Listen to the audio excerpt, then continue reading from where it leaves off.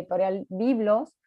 que hace muchos años que venimos ya produciendo en esta línea, hemos creado y dirigimos junto con Gustavo Gamayo esta colección. Ya tiene 10 libros en la colección y es precisamente poner en agenda los temas que hoy nos convocan en este libro, que además tiene una particularidad, este libro que ustedes tienen para compartir, que es el libro de la agenda emergente de las políticas sociales, donde pusimos el foco en la región metropolitana, y dentro de la región metropolitana también en algunos de los ítems que considerábamos centrales. Toda la organización en torno al transporte, la organización en relación a los cuidados y particularmente las problemáticas vinculadas a las violencias contra las mujeres. Como les decía, este libro es el producto de un proceso de investigación que llevamos adelante de manera interdisciplinaria entre la Universidad de Buenos Aires, representada por el Grupo de Trabajo Interdisciplinario Derechos Sociales y Políticas Públicas, con sede en el Instituto Gioja, que fue la sede de este proyecto de investigación, conjuntamente con la Facultad de Ciencias Sociales también de la Universidad de Buenos Aires. Con la Universidad Nacional de San Martín, particularmente con el equipo de transporte dentro de la Escuela de Ciencia Política y Gobierno, y también con la maestría en Derechos Humanos y Género y Relaciones de Familia en la dirección de Graciela Di Marco. Pero a su vez también esto fue una línea de financiamiento de este proyecto interdisciplinario en el marco de lo que desde la Agencia de Ciencia y Técnica y el CONICET financian los proyectos de desarrollo tecnológico y social, que conocidos en la jerga por los PDTS. Entonces este es un PDTS, uno de los primeros PDTS con financiamiento compartido por CONICET, y que tuvo una organización adoptante, que en este caso fue el Equipo Latinoamericano de Justicia y Género, y que participó activamente dentro del proyecto. Y uno de los tantos resultados del proyecto, porque tuvo múltiples resultados, era precisamente poner en agenda estas temáticas que nos comprometían en relación a esta agenda de investigación, que se resume en este título, donde estamos poniendo en acto esta agenda de investigación, pero que además también proponía una línea de trabajo conjunto, una línea de trabajo con decisores públicos, con decisores legislativos y además también con operadores judiciales. Y esta es una línea que particularmente. Entonces, en el interín del trabajo tuvimos muchos encuentros, actividades conjuntas, actividades de incidencia también que podemos llevar adelante, y parte de esto también queda recogido en este libro. Quiero nombrar en el orden alfabético a todos los autores del libro. Muchos están aquí, otros han tenido algún problema de agenda que no nos han podido acompañar, antes de dar lugar a nuestras comentaristas de lujo que tenemos en esta presentación. Los autores del libro La agenda emergente de las políticas sociales, movilidad urbana, cuidado y violencias de género son Pilar Arcidiácono, Ángeles Bermúdez, Julián Bertranú, Lucía Capelli, Graciela Di Marco, Carla Galeota, Gustavo Gamayo, Natalia Gerardi, Lucía Martelote, Natalia Neri, Laura, yo, Valeria Talarico y María Andrea Boria. En este equipo, pero que además el trabajo de investigación no se concentró solamente en el libro, sino que también hubo muchos investigadores que trabajaron conjuntamente en este proceso de trabajo conjunto que dio motivo al libro. Entonces, en esta idea, y para no robar mucho tiempo más, porque nos interesa centralmente contar con los comentarios, los disparadores, las agendas comunes que tenemos con las comentaristas que hoy nos acompañan, tenemos que pedir y expresar una disculpa por parte de Karina Batiani, que no nos ha podido acompañar hoy, que está con un problema personal y se disculpó por no poder acompañarnos hoy. Pero hemos pensado también nuestras comentaristas en clave de ir abriendo esa agenda. Nuestra idea como equipo siempre, y en este proyecto donde nos involucramos con otros equipos de trabajo de larga trayectoria, es precisamente construir las posibilidades de agendas. Es una agenda emergente, pero es una agenda muy necesaria. Y el libro, si bien se terminó antes de la pandemia del COVID, pandemia que nos está atravesando, más que nunca esta agenda emergente es una agenda que nos posibilita también ese diálogo necesario con pensar una agenda post pandemia, ojalá, o en todo caso, este tránsito el cual llevamos ya más de un año, y cómo vamos a poder seguir estableciendo ciertos puentes, cierta vinculación en esto que desde el equipo y desde nuestros queridos socios en la investigación que llevamos adelante, atravesamos por enfoque de derechos humanos y enfoque de género. Entonces, sin más, quiero presentar a las dos comentaristas que tenemos hoy, más la participación, y agradecemos muchísimo a Pilar Arcidiácono, investigadora del equipo, investigadora CONICET, doctora en Ciencias Sociales, que ella va a participar presentando algunos también de los temas que ha disparado esta agenda que se refleja en el resultado del libro. Pero en primer lugar vamos a tener a la doctora Andrea Gutiérrez. Andrea Gutiérrez es investigadora de CONICET. Tanto Andrea como Laurana son dos investigadoras de larga trayectoria, entonces les he pedido por favor una dispensa de no llevar adelante su currículum, simplemente mencionarlas, investigadoras de CONICET, en el caso de Andrea, pero además también dirige el Instituto de Transporte de la Facultad de Filosofía y Letras, y ha sido un espacio y un instituto con el cual tuvimos mucha interacción en algunos de los tramos del proyecto. Así que agradecemos muchísimo a Andrea su participación. Y también nos acompaña Laurana Malacalza. Laurana Malacalza viene de una larga tradición en el campo del estudio de las violencias de género. Nos hemos encontrado en múltiples espacios, es sumamente conocida. Y hoy tenemos la suerte que está en la Subsecretaría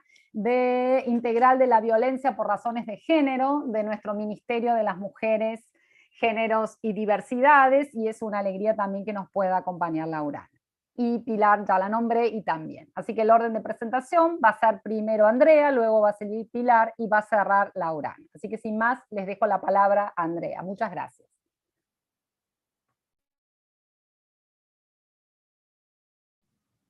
Bueno, buenas tardes a todos. Muchas gracias en la persona de Laura,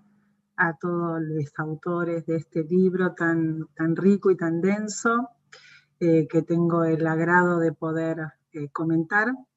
Trataré de enfocarme en algunos de sus aspectos, ¿no? En aquellos que me resuenan a mí por mi eje de trabajo, que es el que mencionó Laura sobre el transporte y movilidad y su relación con el territorio, y que creo que pueden hacer desde lo personal, digamos, aquellos que más me han resaltado o motivado o me han parecido pertinentes para ilustrar la relevancia que encuentro en el libro. Espero que luego ustedes amplíen con sus propias lecturas el recorrido de esas páginas. Así que bueno, me voy a permitir la licencia inicial de poner un poquito en contexto de producción a la obra, ¿no? Como dijo Laura,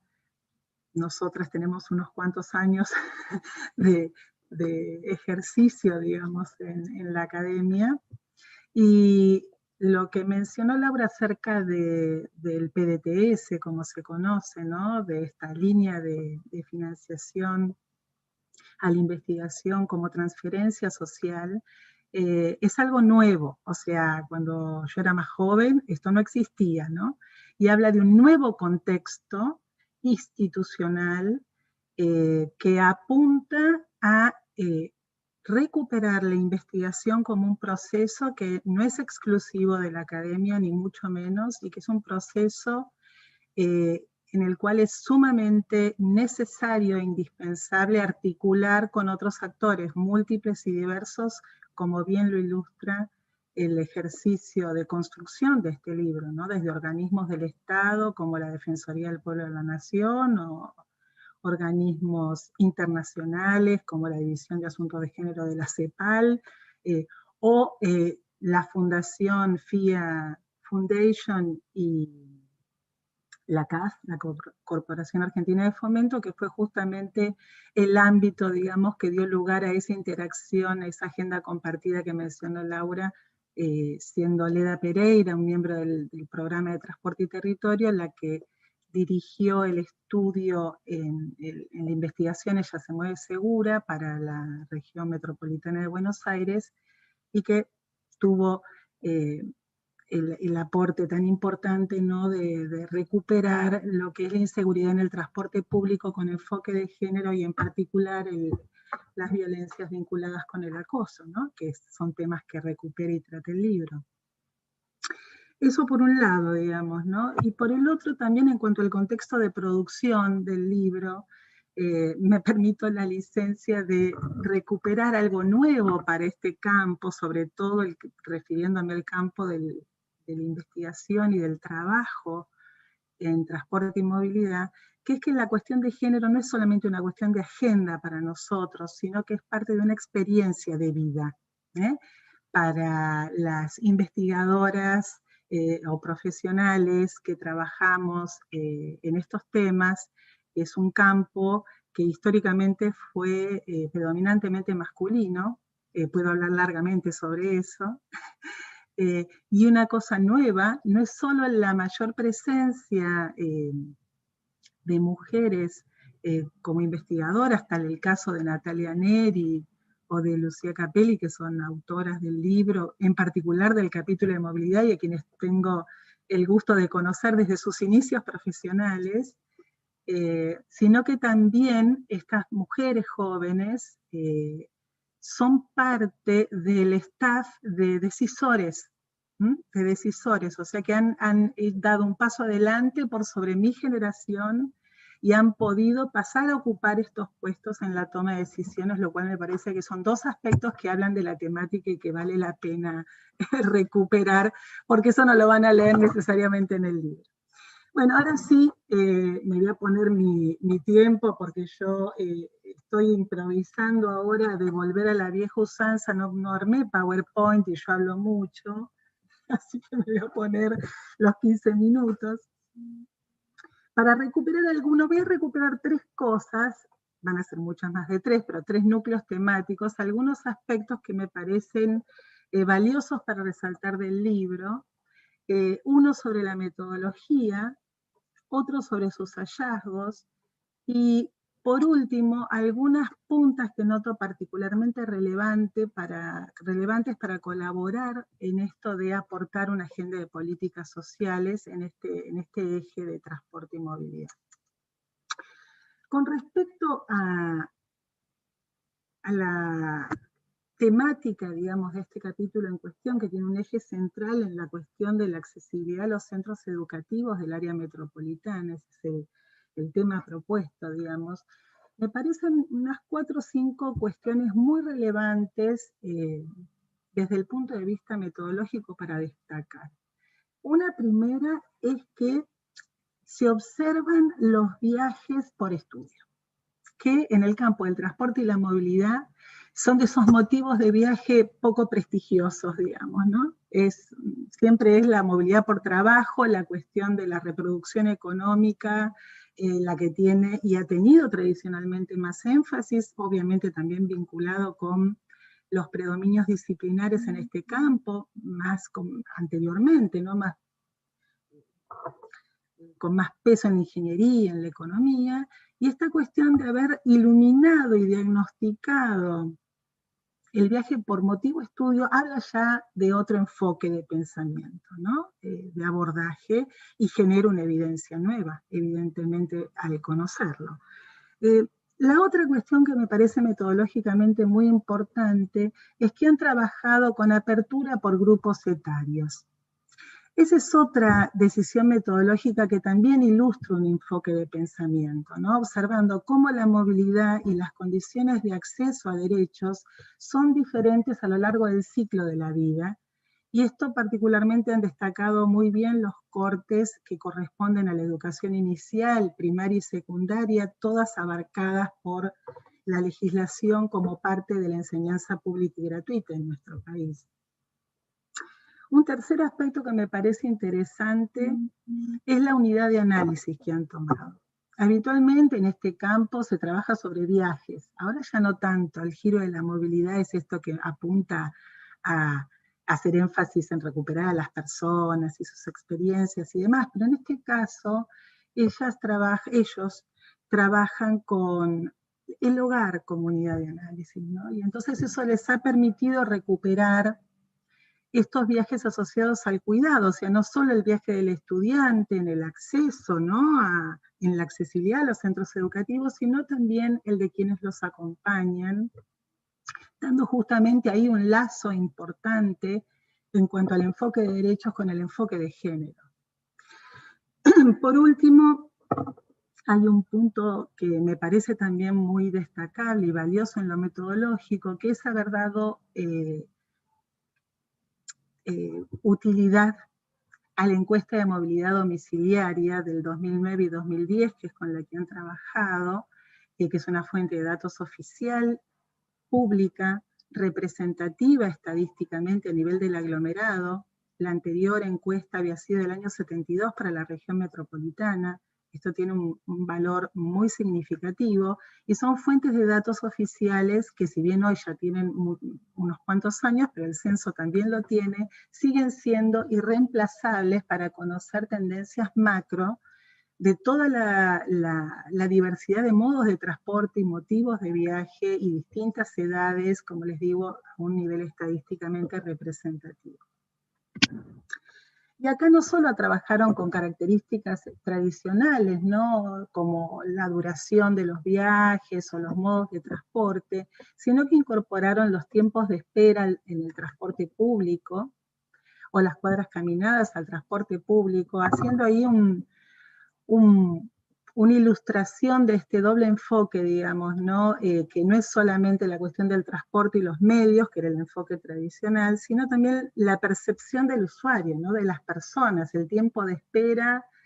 la caminata, son variables indispensables de la experiencia del usuario, ¿no? Y en particular, como les digo, del transporte público, que este es el último elemento metodológico que me parece interesante,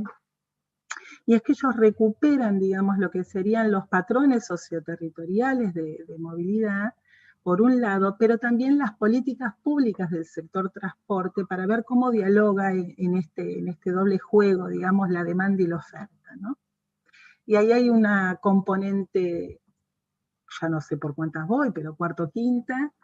y que me parece importante, que es la observación de las diferencias territoriales de estos comportamientos,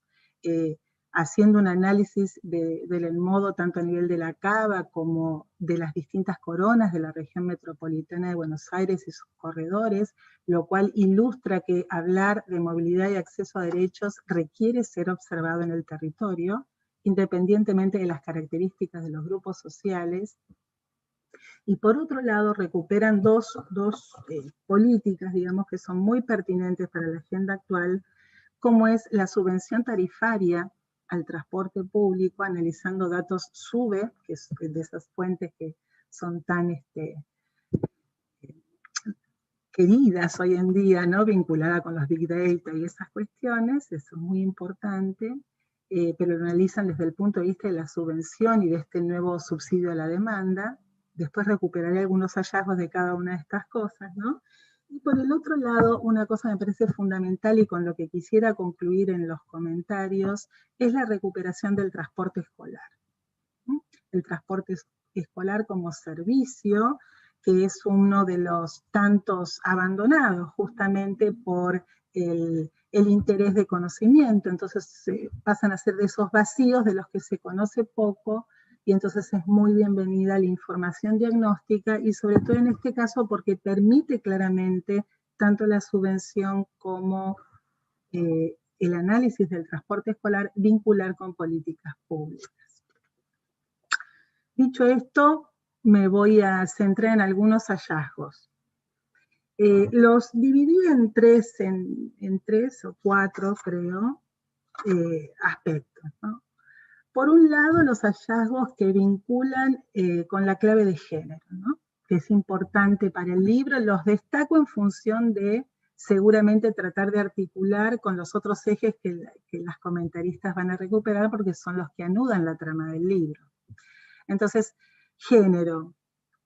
Hay información muy interesante sobre la caracterización de aspectos de género en este viaje con motivo de estudio, ¿no? Yo les voy a leer algunos, si quieren, muy breves, ¿no? Acá, porque las autoras hacen un ordenamiento, autores hacen un ordenamiento del texto que es interesante, que hacen una recapitulación, eso es un recurso de edición que me gusta mucho. Y bueno, y entre otras cosas muestran, ¿no?, que los traslados por motivo educativo varían, como les digo, a lo largo del ciclo de la vida, ¿no? Y aquellos hogares con presencia de niños, niñas y adolescentes viajan más que los que no los tienen, esto pensado a nivel del hogar. También esas variaciones conforme al nivel económico, viajan más los hogares que tienen niños y asimismo de aquellos viajan más los hogares más pobres,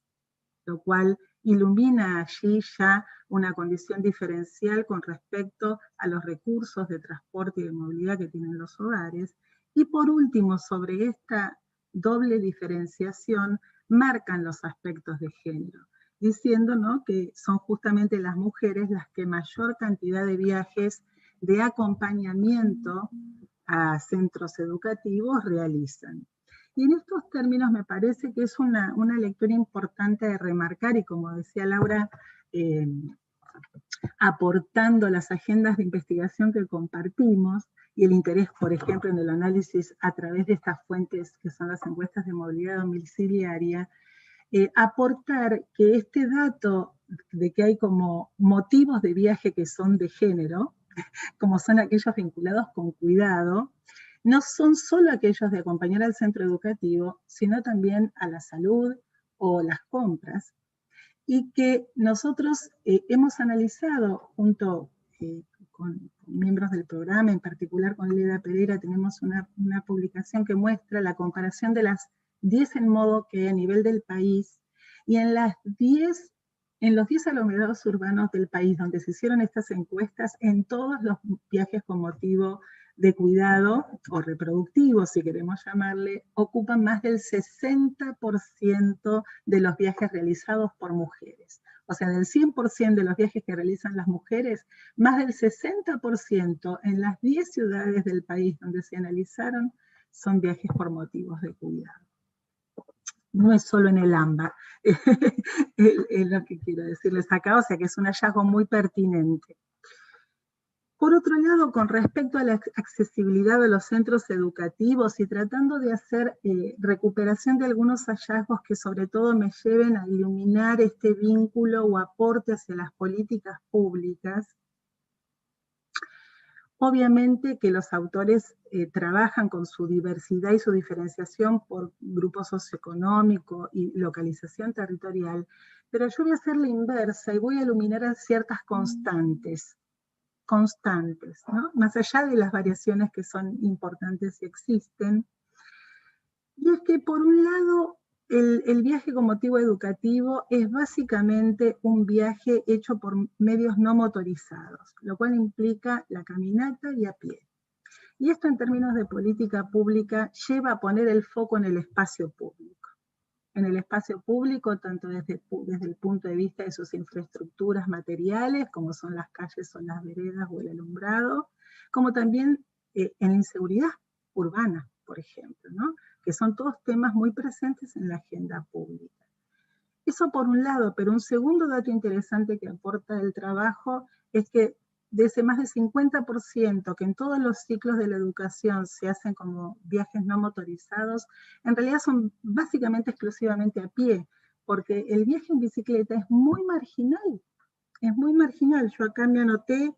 el mayor porcentaje es en el grupo de 3 a 5 años y eso significa un 4%. Y lo que es más curioso es que disminuye el porcentaje cuanto más grandes son los chicos. Y en la secundaria alcanza solo el 0,7%, siendo que en realidad los chicos tienen una edad con mayor autonomía, las escuelas secundarias están más lejos y el uso de esta movilidad motorizada, no motorizada, sino movilidad sustentable, es una gran oportunidad. Pensemos sin ir más lejos en este contexto, ¿no?, que estamos viviendo, cómo lo resignifica. Por otra parte, el trabajo muestra que el uso de la moto es muy, muy marginal en todos los ciclos de la edad, aún en el 2010, ¿no? Y no sé cómo será ahora, pero no se va a haber modificado mucho. No alcanza el 0,3%. Hay una vacancia, una oportunidad importante para cabildear en la agenda de política pública. Por otro lado, la importancia que tiene el transporte escolar, ¿no? Como les digo, el transporte escolar es sobre todo usado en el ciclo etario de la primaria, pero alcanza más o menos un 7%, o sea, es más importante que el uso de la bicicleta.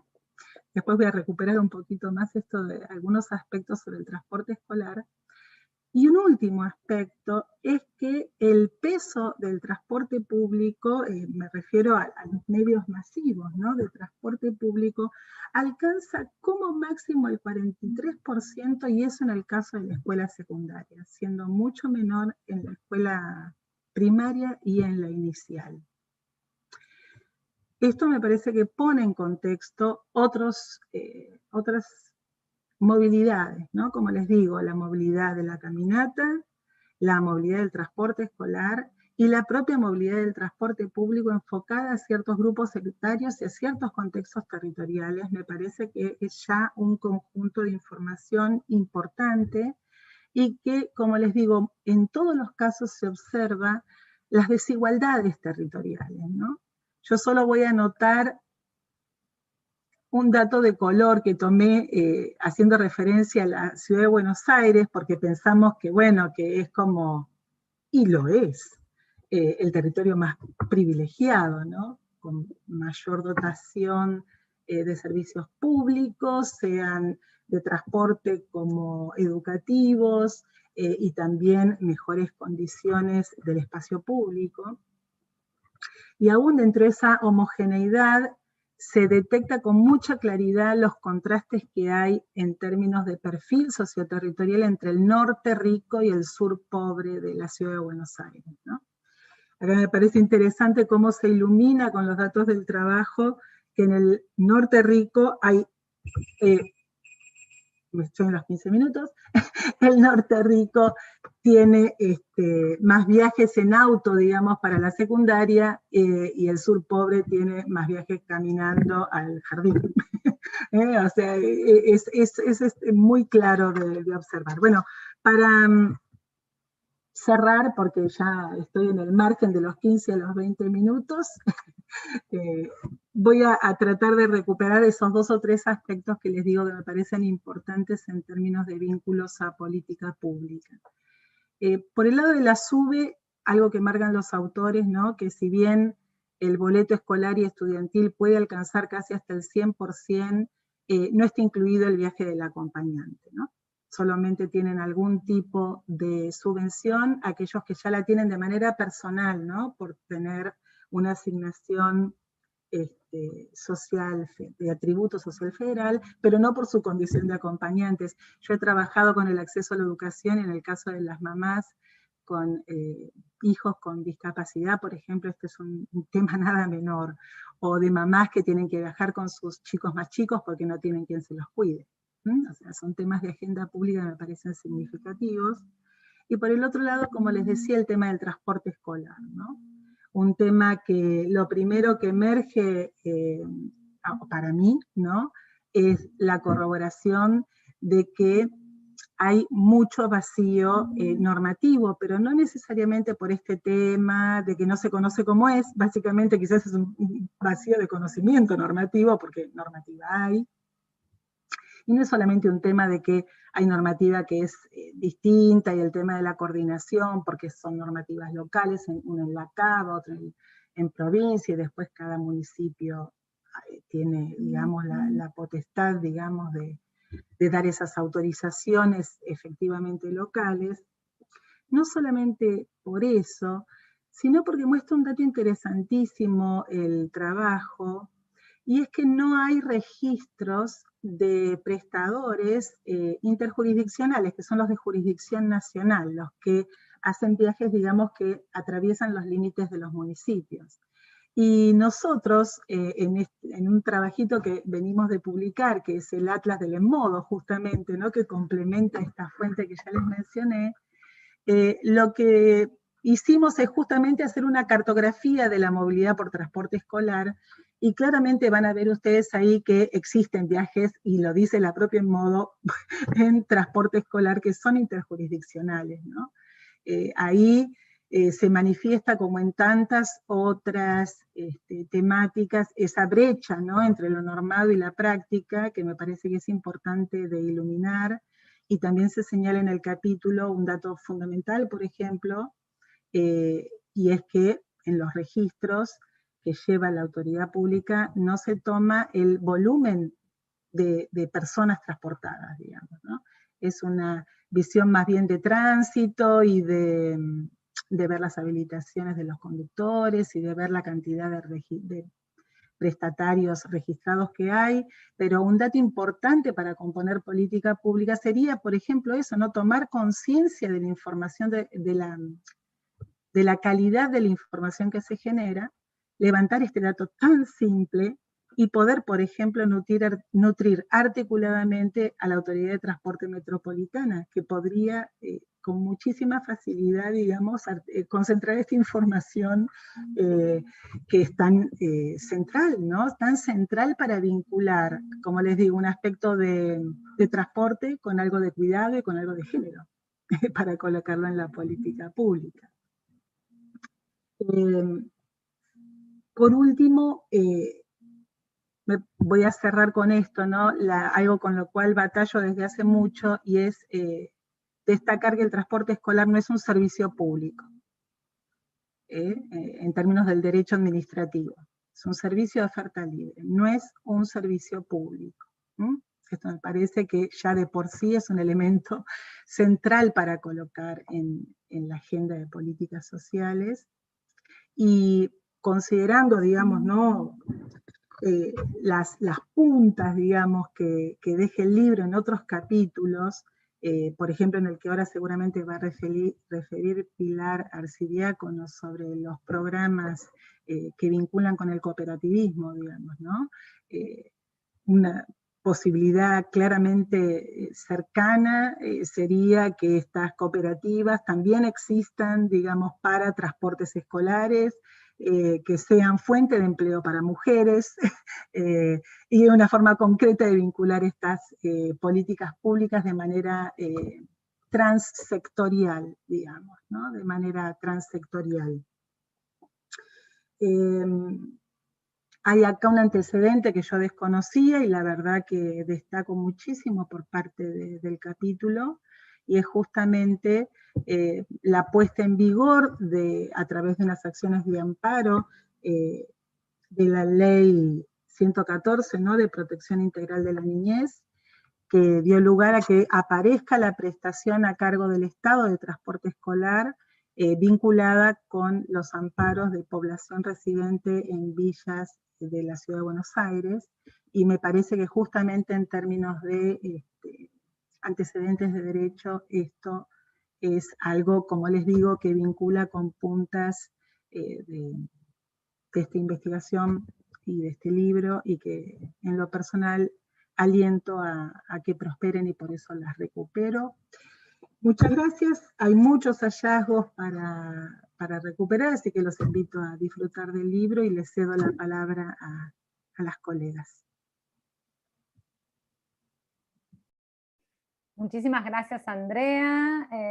sumamente interesantes, y empezamos ya el diálogo. Recuerdo para quienes nos están siguiendo por YouTube que pueden hacer preguntas también, que las vamos, o comentarios, o consultar el Atlas también que pusimos a disposición, y pueden hacernos llegar por esa línea.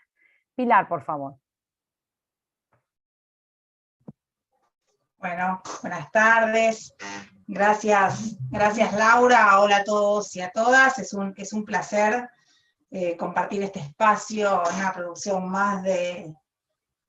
este equipo ampliado, y un libro más de la colección de Derechos Sociales y Política Pública. Cuando conversaba con Laura y me invitaba, me siento parte de la casa, pero igual me invitaba Laura a la presentación, la idea era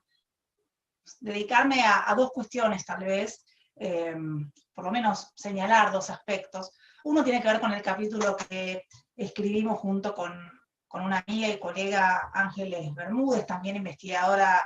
del equipo y una de las personas que para mí más conoce el mundo de la economía social, y sobre todo del entrecruzamiento entre la economía social y el universo de los programas sociales. que es el capítulo que escribimos para esta publicación y que versa sobre el programa Ellas Hacen, y estaremos pensando todos, este programa no existe más, claro, tiene que ver con parte de lo que me parece que hoy está bueno reponer en la discusión, ¿no? Los cambios tan vertiginosos del mundo de los programas sociales, que es el campo que a mí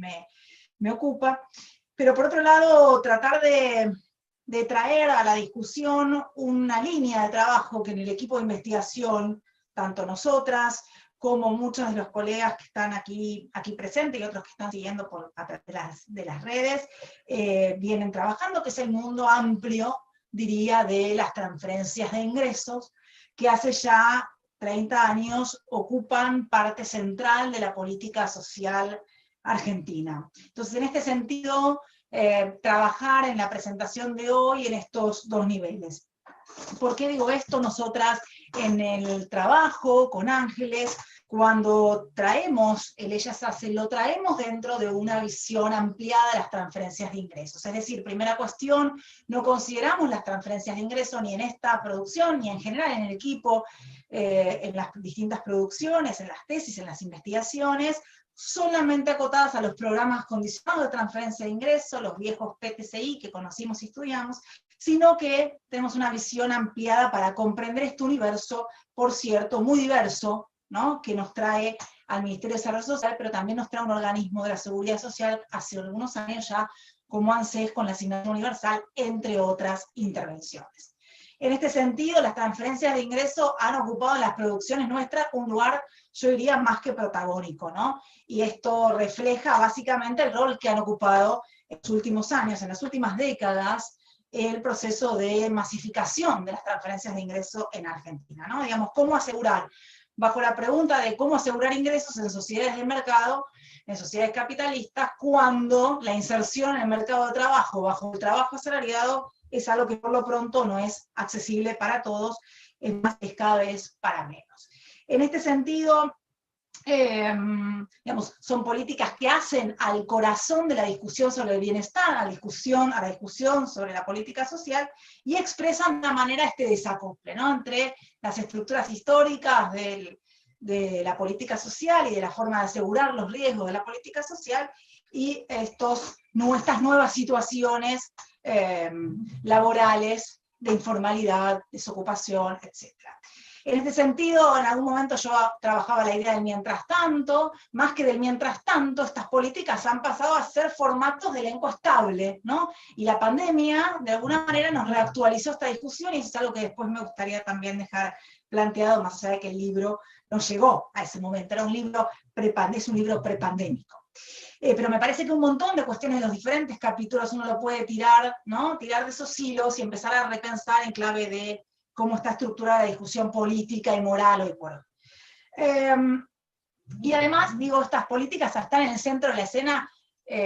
mediática, de la escena de la discusión del orden político, de aquello que es lo legítimamente reivindicable y aquello que no, ¿no? Estamos cansados de ver memes, campañas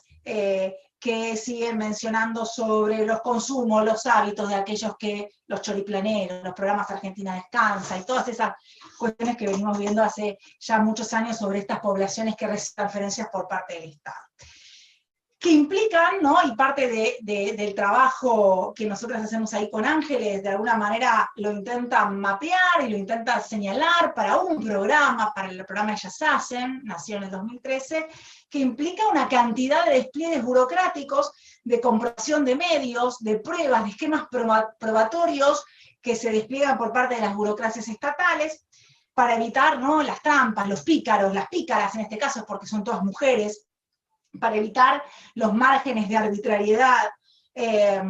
y que someten también a las personas a una cantidad de condicionalidades, corresponsabilidades, etcétera, que también aspecto que después tiene otras aristas, otros matices y genera recursivamente otras cuestiones en el mundo de la vida de mujeres y de las familias. Pero en general, más allá de este programa, que es un programa, por cierto, hecho para mujeres con más de 3 hijos, o mujeres que atraviesan situaciones de violencias, en un sentido muy amplio, ¿no? Tanto como la ley lo indica, son programas con orientación familiarista y son programas altamente feminizados. Esta es otra de la clave que hemos trabajado a lo largo de todos estos años y que tal vez a esta altura resulte obvio, pero es interesante reponer, ¿no? El componente familiarista y feminizado de los programas de transferencia de ingreso en Argentina y en la región.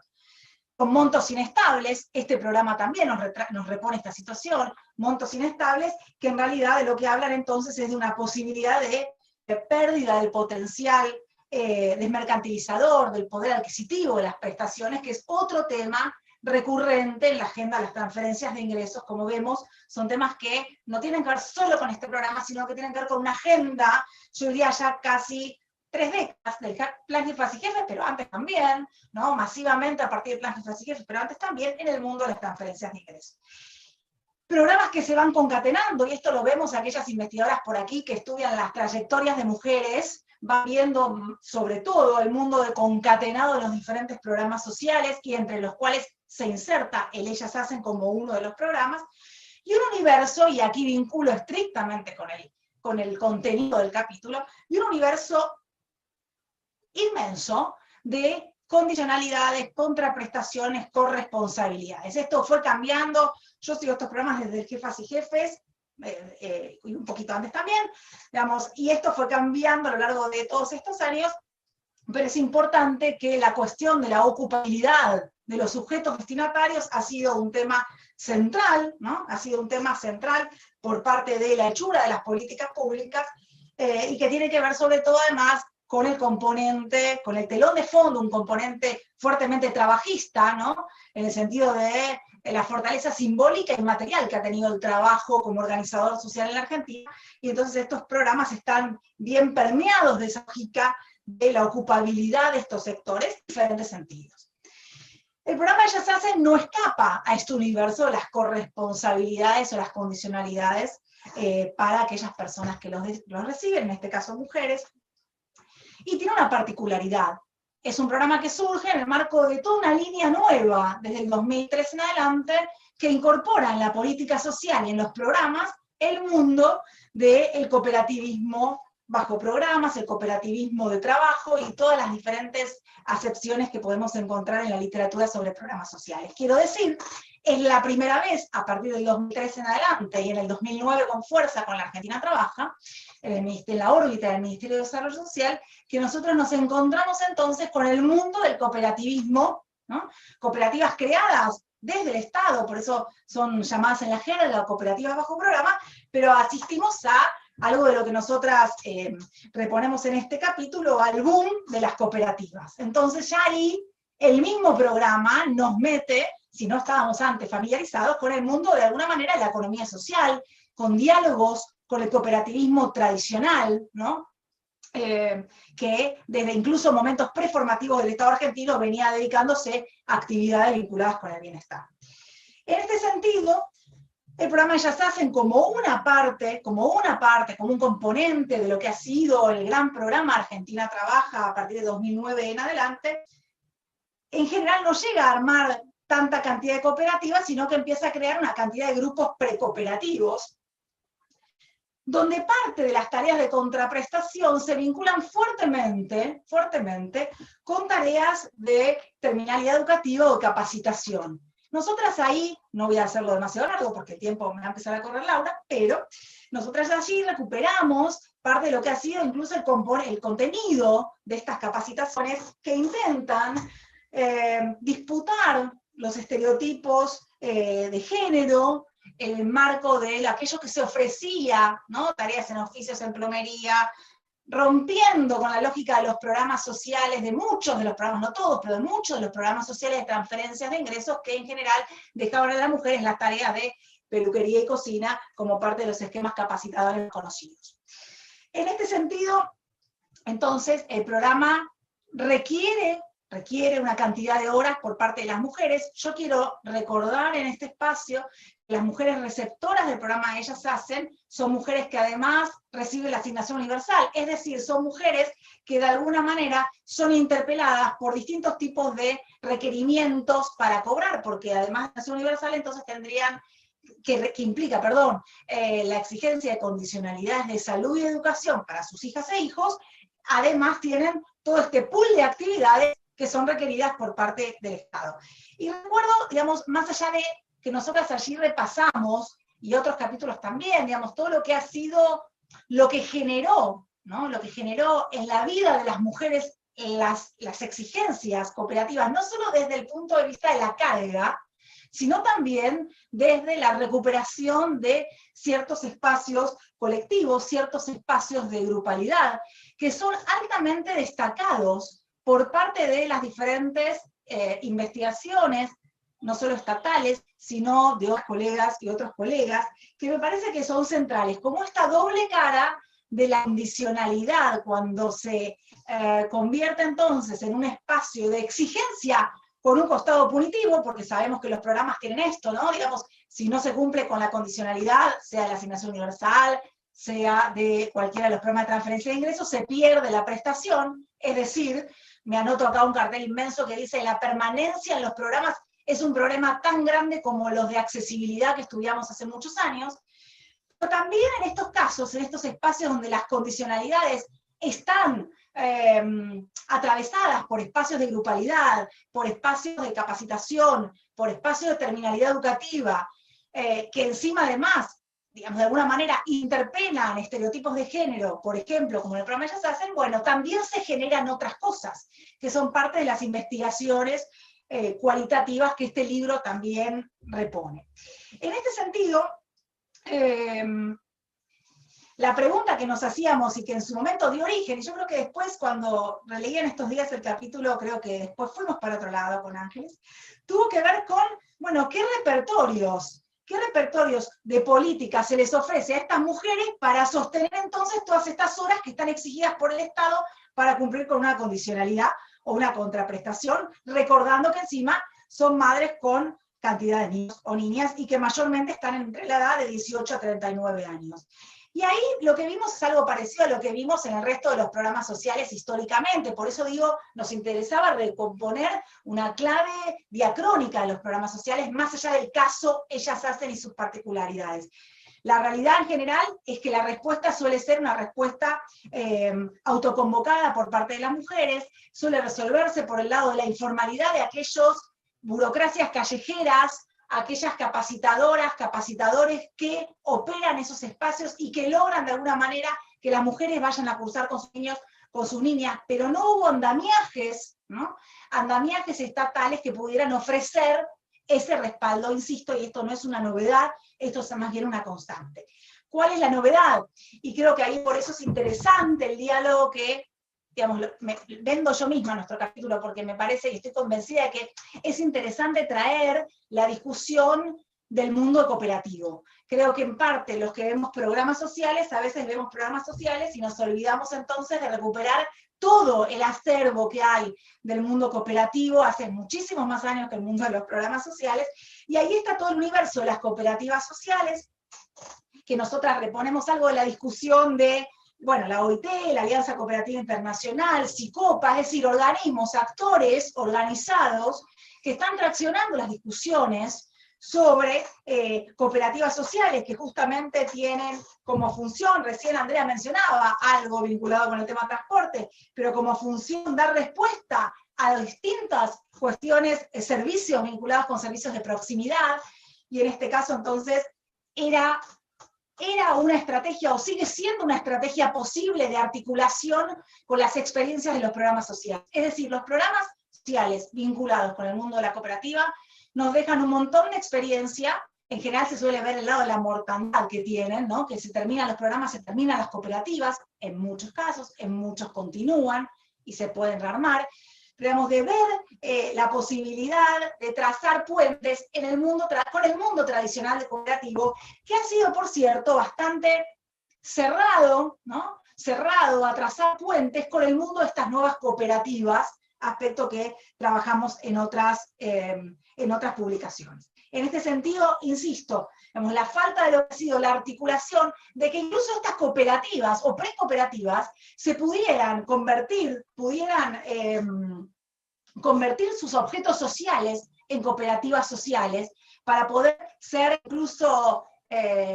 trascender el armado de los programas. ¿Y por qué digo esto? Digo trascender porque en Argentina sabemos lo que señalaba al principio, que los programas van cambiando, se van superponiendo en muchos casos como placas tectónicas, pero también van cambiando. Y asistimos, y con esto casi termino, pero digamos, asistimos después a todo un proceso de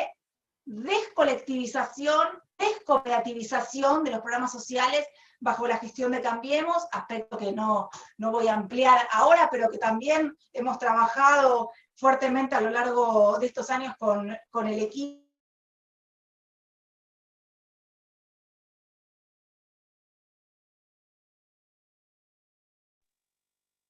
No te escuchamos, Pilar.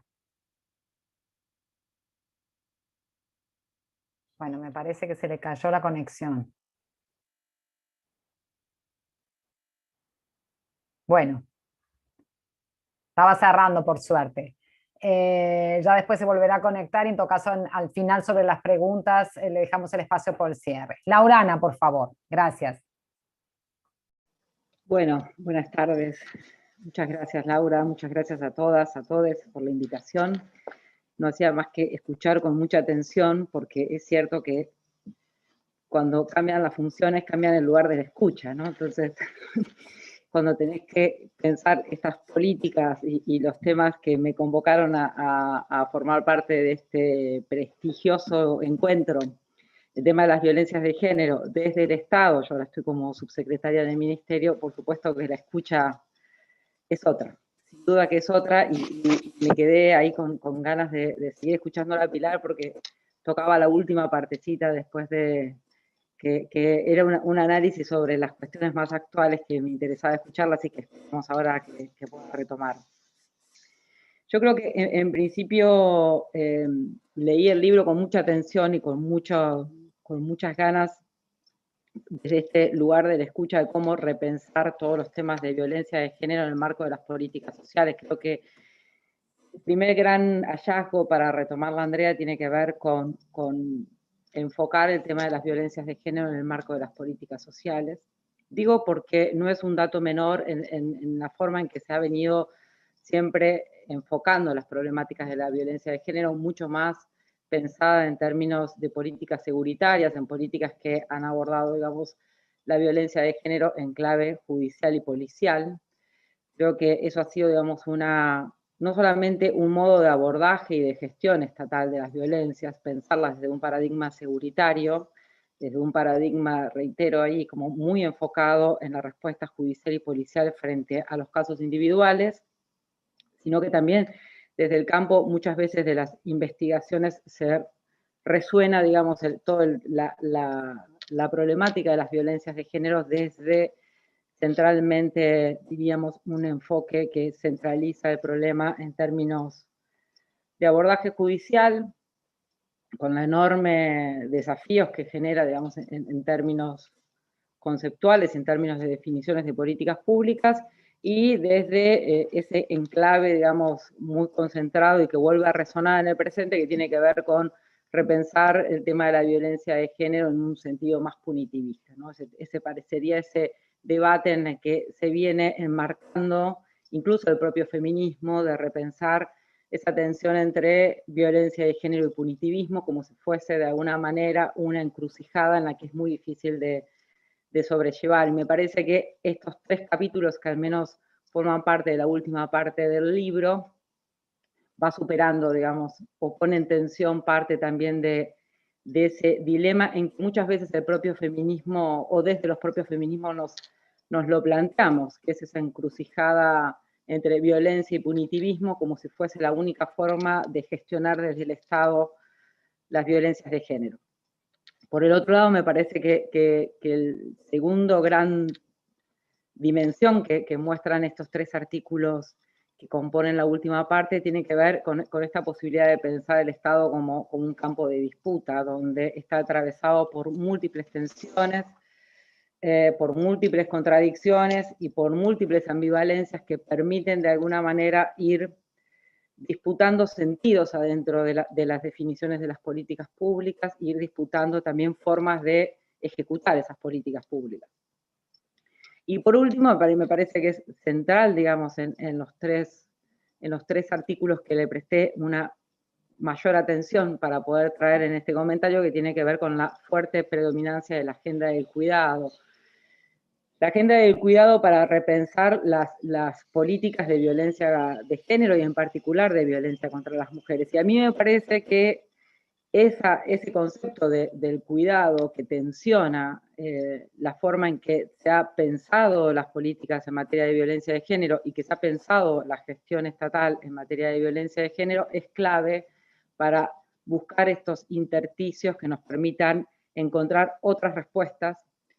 a las formas de gestionar desde el Estado las definiciones de políticas públicas en materia de violencia de género que rompan con ese paradigma seguritario. Y ahí yo no quiero detenerme mucho tiempo, pero me parece que es toda una discusión para darnos en torno a esa concepción, en torno al paradigma seguritario de abordaje estatal de las violencias, que tiene que ver con, seguramente, digamos, con concentrar una mayor responsabilidad individual de las personas en contexto de violencia de género, encontrar salidas individuales a la violencia de género, ese concepto tan fuerte en las primeras definiciones de las políticas y de los planes contra la violencia de género, esta salida individual como una promoción por parte del Estado, de encontrar salidas individuales. Yo, de hecho, así hago muchos años de estudio sobre las políticas en materia de violencia de género en la provincia de Buenos Aires, y sin duda esta frase de las violencias se puede salir, y esa salida siempre es individual a partir de una activación individual, de una activación que busca la protección por parte del Estado, de una activación que busca el reconocimiento de una situación de violencia de género, una activación que siempre es individual, un Estado que espera y promueve esa activación individual para encontrar las salidas individuales a las situaciones de violencia de género, un paradigma seguritario que ha estado muy vinculado a la gestión del riesgo en clave individual, ¿no? Una instancia donde somos las mujeres centralmente las que nos ponemos en situaciones de riesgo, y el Estado en todo caso lo que hace es una regulación en torno a ese riesgo o cómo controlar esas situaciones de riesgo, y de ahí la enorme batería de políticas públicas que han estado concentradas en la seguridad individual, digo, desde los botones antipánicos hasta los múltiples apps y aplicaciones que hay para regular el riesgo de manera individual o activar, digamos, una instancia de protección en términos individuales, o desde las respuestas, digamos, en torno a las medidas de protección individuales, las tobilleras duales, las pulseras duales, que reproducen de alguna manera esa gestión seguritaria de la violencia. Y en ese marco también, repensando un poco el trabajo que hicieron Valeria y Graciela en torno a los espacios de protección, también, digamos, como esa instancia muy vinculada a lo securitario de los refugios, las casas de medio camino, los hogares, que han estado, digamos, promoviendo de alguna manera estas instancias de una mayor regulación del riesgo por parte del Estado, de un Estado protector que regula las situaciones de riesgos en las que se encuentran esas mujeres, y muchas veces la mayoría mujeres, porque es cierto que la mayoría de estos dispositivos de protección son utilizados por mujeres, no por personas LGTBI+, digamos, como no binarias, digamos, centralmente están disponibles para situaciones de mujeres y sus hijas que promueven aún más estrategias seguritarias, ¿no? En clave seguritaria. Esa activación individual, esos paradigmas seguritarios, ha estado además como muy enfocado en términos de la responsabilidad individual, digamos, en la corresponsabilidad de las personas en situación de violencia de género, de no seguir exponiéndose a esas situaciones de violencia de género, porque si no también ahí tenemos un Estado que, además de protector, es un Estado que condena y promueve el no cumplimiento de los estereotipos de la buena víctima. Y a mí me parece ahí como muy importante recalcar cómo estos tres artículos que conforman parte de la última parte, que conforman la última parte del libro, empiezan a promover, digamos, instancias distintas para pensar la gestión estatal en marco de violencia de género. Sin dudas, en el contexto actual, ese paradigma seguritario de abordaje estatal de las violencias, a mi modesto entender, ha entrado, digamos, en una enorme crisis. Crisis en términos de dar cuenta y de dar la posibilidad de dar respuestas a personas en situación de violencia de género en un marco de gestión exclusivamente seguritario. Me preocupa, digamos, esta puesta en crisis que se manifiesta masivamente cada nuevo femicidio que conmueve a la opinión pública, por decirlo de alguna manera. Digamos, estoy pensando, digamos, en cómo ha resonado el femicidio de Úrsula en el marco de poner en tensión y en crisis ese paradigma seguritario, esa incapacidad de proteger exclusivamente por parte del accionar de la justicia y de las fuerzas de seguridad a las personas en situación de violencia de género, pero me preocupa lo que se contrapropone frente a esa crisis del paradigma. Yo podría hablar de qué estamos haciendo o qué estamos tratando de contraponer desde el Ministerio de las Mujeres, Género y Diversidad de la Nación. Mi pregunta, que lo hemos volcado, digamos, en varias de las acciones que forman parte del Plan Nacional de Acción contra las Violencias, tiene que ver con si la contracara a ese paradigma seguritario es un paradigma de abordaje integral de las violencias, y frente a esa integralidad, ¿qué contempla la integralidad en el abordaje de las violencias? Porque hay muchas enunciaciones en torno a la integralidad, pero también, digamos, enunciaciones múltiples, y un debate que me parece que es fundamental darlo al interior del Estado, al interior de los feminismos, y también, digamos, al interior de los campos académicos o de investigación. ¿Qué entendemos por la integralidad en sus múltiples dimensiones? Y ahí me parece que aparece, sin dudas, esto que el trabajo de Andrea Boria, digamos, nos trae en torno también al programa Ellas Hacen, que tiene que ver con el concepto de la autonomía que tanto se promueve desde el Estado, ¿no? Cuando pensamos en la integralidad, parecería que uno de los aspectos que se está pensando es promover la autonomía de las personas en situación de violencia de género. La integralidad vendría a generar las condiciones, de alguna manera, materiales, o las condiciones también de abordaje estatal que promuevan la autonomía de las personas en situación de violencia de género, y ahí entramos otra vez en ciertas disyuntivas que el trabajo de Andrea me parece que trae poniendo mucha luz sobre esta instancia de cómo pensar programas que promuevan la autonomía sin recaer, digamos, o sin volcarnos en situaciones de reforzar determinados roles y determinadas tareas esencialistas que ocupamos las mujeres. Y ahí Andrea lo dice con mucha claridad, digamos, sin incorporar la dimensión del cuidado en estos programas de transferencia económica, de transferencia monetaria. Entramos desde el Estado a reforzar esos lugares tan esencialistas, y a reforzar, digamos, un lugar muy paternalista por parte del Estado que refuerza el rol del cuidado, el rol de las tareas de cuidado, de la maternidad, desde las mujeres, de cumplir de alguna manera con la corresponsabilidad que cada uno de estos programas de transferencia han significado, y sobre todo programas Ellas Hacen.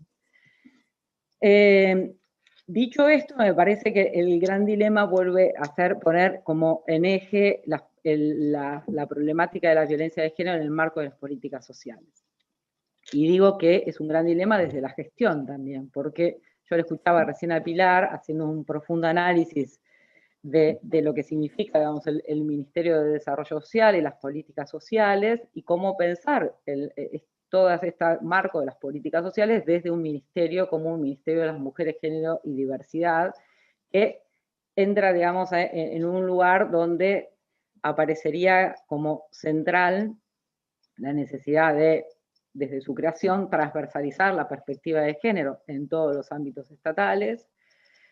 y promover desde el Estado Nacional articulaciones con los gobiernos provinciales y municipales, que me parece, digamos, un componente más a tener en cuenta en el análisis de cómo ir generando estas políticas, y además con un movimiento feminista y organizaciones feministas con una enorme demanda y agenda, digamos, de participación en la definición de estas políticas públicas. digo, no somos el Ministerio de Desarrollo Social, pero somos un ministerio que va generando algunos programas sociales. Digo, yo estoy pensando centralmente en lo que van a decir ustedes, muchas de ustedes, del programa Acompañar, como uno de los programas que impulsó el ministerio, enfocado especialmente a personas en situación de violencia de género, sin instalar como condición esencial una corresponsabilidad frente a esa transferencia económica, sin exigir una denuncia judicial o policial, digamos, rompiendo con esta cuestión de la necesidad de la judicialización o de la intervención de las fuerzas de seguridad para dar cuenta de que una persona está en un contexto de violencia de género, digamos, eso es como parte del no pasaje por ese paradigma seguritario, y en articulación con municipios y no con organizaciones sociales. Digo, porque eso ahí genera un campo de tensión muy importante en torno a las prácticas y a los procedimientos que se han ido, digamos, instalando como prácticas dentro del Estado Nacional y dentro de las organizaciones sociales, de ir, digamos, gestionando ante el Estado los programas o articulando directamente con el Estado cada uno de los programas sociales, y hacer jugar desde el Estado Nacional la articulación con los gobiernos provinciales y municipales en la creación de estas políticas, con las enormes dificultades que esto conlleva. Yo ahí dejo un paréntesis para las preguntas para dar cuenta de una instancia, digamos, central de discusión y de dificultades que hay sobre cómo ir generando estas políticas con la clara convicción de ir promoviendo el mayor compromiso y la mayor articulación entre el Estado Nacional con los gobiernos provinciales y con los gobiernos municipales. Y ahí tendríamos como un gran paquete de temas para pensar de lo que significa no solamente la transversalización en el ámbito de los ministerios y de los organismos públicos, como puede ser ANSES o como puede ser el Ministerio de Obras Públicas, en todas las políticas que se van generando, digamos, en clave territorial por parte del Estado, sino lo que significa transversalizar esta perspectiva de género en el diseño de políticas que articulan el gobierno nacional con las provinciales y con los municipios. Dejo ahí, digamos, un punto para poder seguir indagando y pensando estas instancias que significan esto que marcaban también en los trabajos que tienen que ver con pensar el Estado como un campo de disputa, ¿no? De sentidos y de tensiones en esas articulaciones. Por otro lado, digamos, en términos de lo que tanto Valeria como Graciela señalaban en torno, digamos, a las políticas de protección por parte del Estado, me parece que ahí hay un gran punto para discutir y repensar, que tiene que ver con la viabilidad de esos espacios de protección completamente desarticulados de otras instancias que se generan, digamos, en el abordaje de las situaciones de violencia de género. Yo creo que el gran problema de esos espacios tiene que ver con, otra vez, no generar de ninguna manera, digamos, no solamente procedimientos, instancias que generen una mayor institucionalización y una mayor vinculación con otros ámbitos del abordaje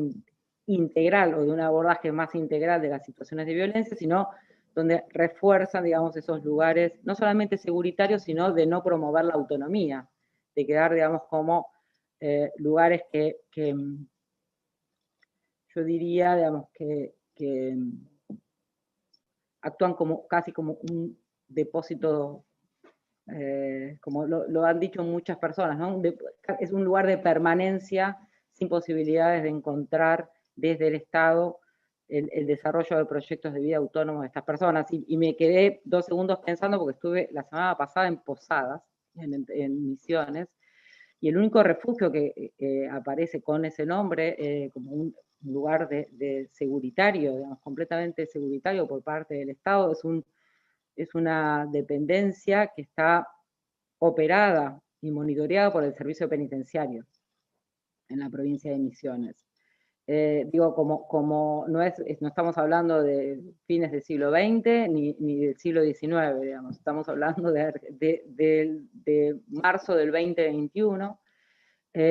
donde realmente, digamos, lo que aparece como dilema es el no cuestionamiento de esa agencia por parte del Estado, ¿no? Como si el Estado precisamente está cumpliendo, digamos, con esa medida de protección, operando esos lugares con agentes del servicio penitenciario, con, imagínense, procedimientos y un régimen de vida pancarcelario, ¿no? Exactamente, con un lugar con 21 habitaciones y 2 mujeres con sus hijos permaneciendo allí desde hacía 1 año y medio. Digo, y tampoco se cuestiona desde los gobiernos provinciales o desde muchas veces los propios funcionarios esa forma de proceder, y hay un reclamo desde las organizaciones sociales y feministas en Misiones de crear más de estas dependencias, ¿no? Más de estos lugares que protejan a personas en situación de violencia de género frente, digamos, a la inexistencia de otros espacios o de otras propuestas. A mí, yo tengo una gran preocupación sobre eso, ¿no? Sobre cuál es la respuesta que aparece por fuera del modelo seguritario, qué es lo que se propone, no solamente desde el Estado, sino también desde los propios feminismos, desde las propias organizaciones sociales, territoriales, que están trabajando, entre comillas, acompañando a personas en situación de violencia de género. Y por último, para terminar, no por ello me parece menos importante rescatar todo el aporte que hace el trabajo de Natalia y Lucía sobre el acceso a la justicia, a la no justicia de personas en situación de violencia de género, y cómo la justicia va de la mano o no va de la mano, digamos, con lo que ha significado el impacto de los cambios legislativos en nuestro país. Y otra vez me parece que el concepto de integralidad y este concepto de una ley que ha puesto, digamos, la integralidad como uno de los ejes fundamentales y la promoción de la autonomía de las personas en situación de violencia de género, entra en tensión con las prácticas más habituales del Poder Judicial. Y me parece, digamos, como muy interesante el rescate que hacen las compañeras de resoluciones judiciales, que hacen un esfuerzo de superar esa forma tan estigmatizante, estereotipada, y que refuerza los lugares de victimización de las mujeres en situación de violencia de género, que son las mayorías de las resoluciones judiciales, que actúan de manera, diría yo, como casi, digamos, como si fuesen repeticiones una tras otra de medidas de protección sin evaluar el contexto, sin promover ninguna acción creativa, ni que promueva, ni que utilice parte de las posibilidades que da la ley de violencia contra las mujeres, de otras medidas de protección a personas en situación de violencia de género, rescatar cuáles son las actitudes y los procedimientos judiciales que permiten dar una respuesta integral a las problemáticas de violencia de género, que no se centralicen exclusivamente en la regulación del riesgo, en la responsabilidad individual para evitar una situación de violencia de género, y que dan una respuesta de alguna manera más integral. Sin embargo, sin duda, el trabajo de Natalia y de Lucía rescata son muy pocas de estas resoluciones que aportan una salida más creativa y más integral a las situaciones de violencia de género. Y me parece que estamos ahí ante un nuevo desafío en el marco de pensar la reforma judicial en clave feminista y la necesidad de pensar una reforma judicial en clave feminista, que es cuál es la agenda de esa reforma judicial, cómo repensar el lugar de la justicia frente a las situaciones de violencia de género, porque a pesar de que el paradigma seguritario entra en crisis, seguramente frente a los casos de emergencia, frente a los casos de alto riesgo, la justicia tendrá que dar intervenciones, tendrá que intervenir, las fuerzas de seguridad deberán seguir interviniendo, pero ¿desde qué paradigma lo van a hacer? Y a mí me parece que ahí tenemos una posibilidad histórica importante, que tiene que ir necesariamente acompañada por políticas públicas desde el gobierno nacional, pero que también se hagan carne en los gobiernos provinciales y municipales. Estamos muy preocupadas por las respuestas provinciales y municipales frente a las políticas de violencia de género,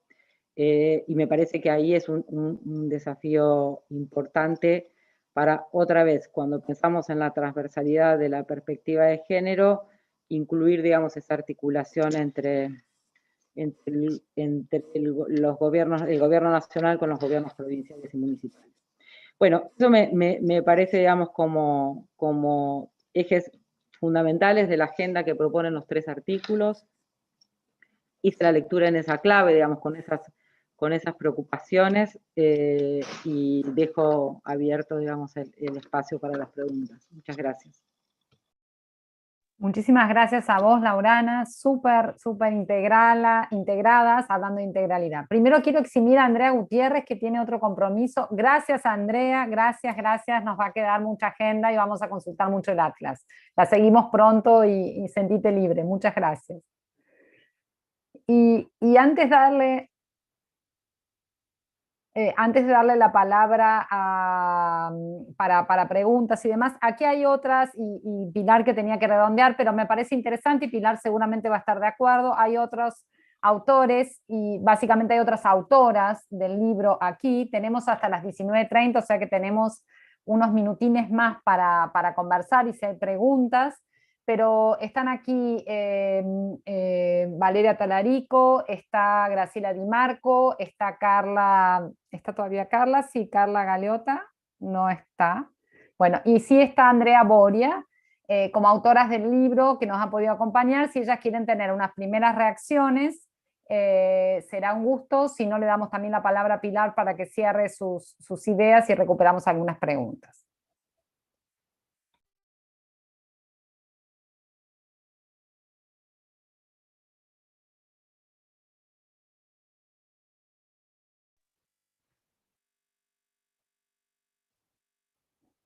Bueno, Pilar.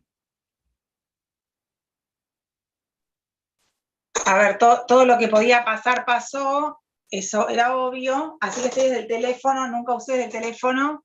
con datos para ver si podía subsanar este problema, hay mucha gente con clases adentro de la casa, dando o tomando clases ahora,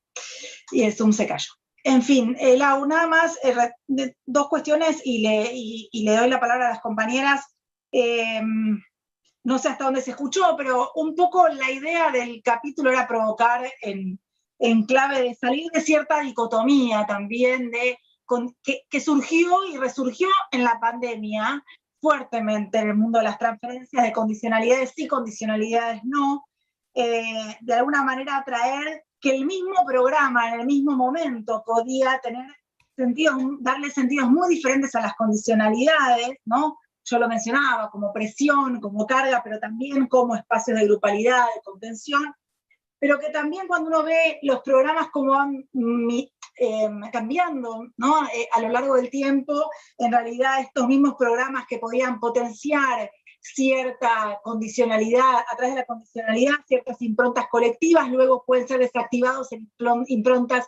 que llevan a caminos o a trayectos más individuales, o celebran trayectos más individuales. Es decir, me parece que es importante de alguna manera empezar a robustecer esa discusión sobre los sentidos, las condicionalidades, y por último, digamos, al calor del surgimiento reciente, bueno, ya hace algunos meses, pero en la pandemia uno pierde el sentido del tiempo, del nuevo potencial trabajo, como programa del Ministerio de Desarrollo Social, que de alguna manera recupera algunos estos elementos. Me parece que estas discusiones, mirar para atrás, mirar de las experiencias históricas que hemos tenido con los programas, con el mundo del cooperativismo tradicional, con las dificultades normativas para subsistir por parte de las cooperativas vinculadas con el Ministerio de Desarrollo Social, me parece que son importantes nudos críticos de la agenda de investigación que debemos continuar a fin de lo que se propone este libro y este equipo, ¿no? En general, retroalimentar también la hechura de las políticas públicas. Laura, dejo acá y para el resto de las compañeras y compañeros, bueno, a disposición mientras la conexión me dé. Gracias.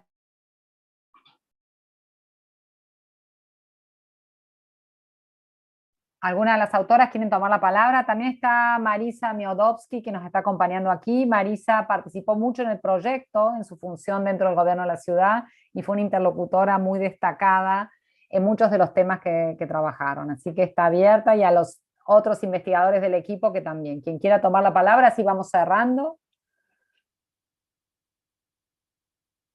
Graciela.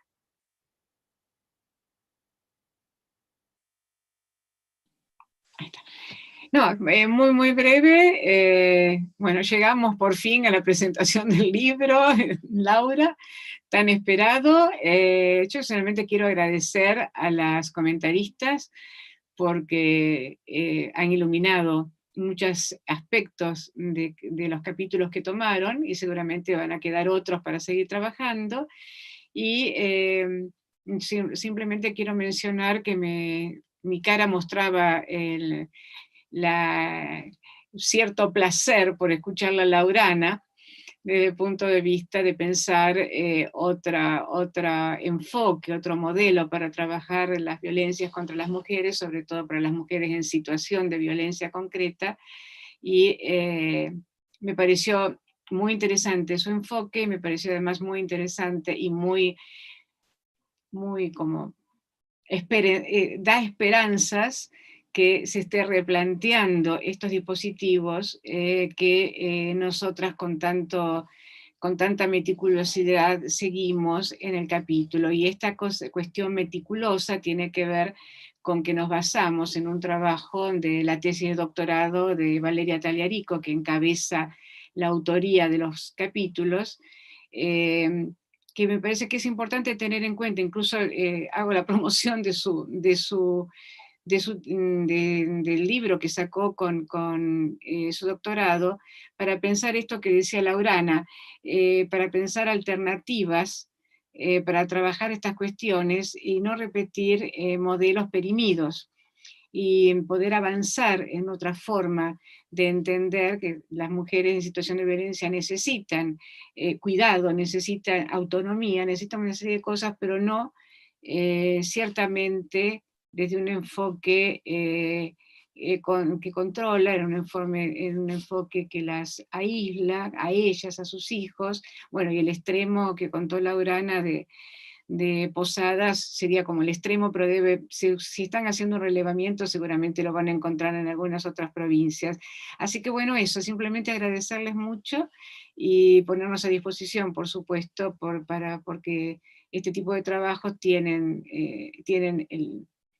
el propósito, el horizonte de contribuir de alguna manera, no para que se haga lo que dicen los capítulos, simplemente para inspirar a las hacedoras de políticas en este caso, y con mucho orgullo, para ir más allá de lo que decimos nosotras. Así que bueno, muchas gracias. Muchas gracias, Graciela. No sé si Andrea, Valeria, quieren decir algunas palabras, Marisa. Si no, volvemos a las comentaristas. Yo Sí, simplemente decir, y retomando la locución de la colega precedente, que claramente esto es súper inspirador y aliento a seguir haciéndolo, no solamente durante las conclusiones, sino también durante la elaboración de los proyectos de investigación. Ahí Pilar mencionaba, esta fue la pregunta con la que arrancamos la investigación, después disparamos para otro lado, como me parece muy, muy positivo esto de que los funcionarios, y Laurana lo sabe muy bien ahora en su tremenda responsabilidad, estemos más cerca de la producción académica, pero no solamente al final, sino como lo hicimos en este seminario, en el proceso. Lamento mucho que se haya ido Andrea, porque muchas de las cuestiones que ella mencionaba, seguramente hoy cambiaron, ¿no? con la pandemia, y surgen nuevas preguntas que a mí me gustaría poder acercarle y trabajar de manera conjunta para tener nuevos resultados y repensarlos. Sin ir más lejos, digamos, el uso de la bicicleta en la Ciudad de Buenos Aires al menos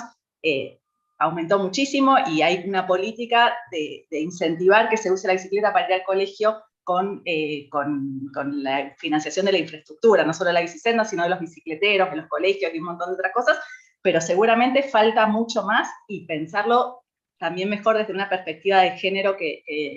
cruce los temas de cuidado, de cómo llegan, quiénes nos llevan, etc. Entonces, yo a disposición para seguir investigando, para seguir aprovechando los datos, que son pocos, pero no tan pocos. Ahora, mi nuevo rol desde la Dirección de Estadística y Censo, tenemos la intención de que toda la producción estadística se use mucho más por los investigadores y que sus hipótesis y sus resultados vuelvan hacia la gestión para alimentar la política pública, así que celebro estos espacios y cuenten con nosotros para seguir construyendo este diálogo. Muchas gracias, Marisa. Entonces, si no hay más comentarios, reacciones, agradecer muchísimo, en primer lugar, a Laurana, en segundo lugar, a Pilar, a todo el equipo de investigación, en Graciela, en Valeria, en Andrea, y en todos los autores que trabajamos, que fue siempre un desafío trabajar no solamente interdisciplinariamente, sino también interinstitucionalmente. Los desafíos que Laurana tiene hoy en el ministerio de conformar mesas, de trabajar sobre planes nacionales, en la academia también los asumimos cuando hacemos estos trabajos con tradiciones, con dinámicas y con metodologías, que solamente con un buen diálogo y con muchas ganas de cooperar y de poner una agenda conjunta, una agenda de investigación, una agenda de recomendación de política se logra. Y creo que eso lo logramos en este proyecto. Habíamos participado, muchos de nosotros, en otro proyecto, pero creo que fue muy linda experiencia y creo que en esto tenemos una visión compartida. Agradecer, como les decía, a todo el equipo, la asistencia, están todos aquí, no los voy a nombrar, pero también al Instituto Gioja, que es nuestra sede, nuestro instituto donde nosotros desarrollamos nuestra tarea de investigación, y además también, particularmente en este caso, a Martín y al equipo del instituto que nos acompañó en este Zoom. Va a quedar por YouTube, después lo vamos a subir a la página del DSPP, y Laurana, te comprometemos, como a Marisa también, para seguir en esta dinámica. Nosotros vamos a seguir, nos vas a seguir encontrando en los mismos lugares, y va a ser realmente un gusto seguir pensando líneas y estas agendas emergentes después de la pandemia. A quienes quieren, compartimos por el chat la posibilidad del libro, está disponible también Baja Libros de la editorial Biblios, y bueno, a disposición. Así que muchísimas gracias, un lindísimo encuentro. Gracias. Gracias a ustedes. Nos vemos. Chao, chao. Gracias. Muchas gracias, Laura. Gracias. Gracias, Lau. Muchas gracias. Adiós. Adiós. Gracias, Valeria, y Graciela por el trabajo. Gracias a vos. Sí, ya nos quedaremos, si estamos en vivo, seguimos en vivo. Después hablaremos entonces. Y después nos tomamos un café. Y después nos tomamos un café. Sí. Bueno, gracias. Adiós. Hasta luego. Chao.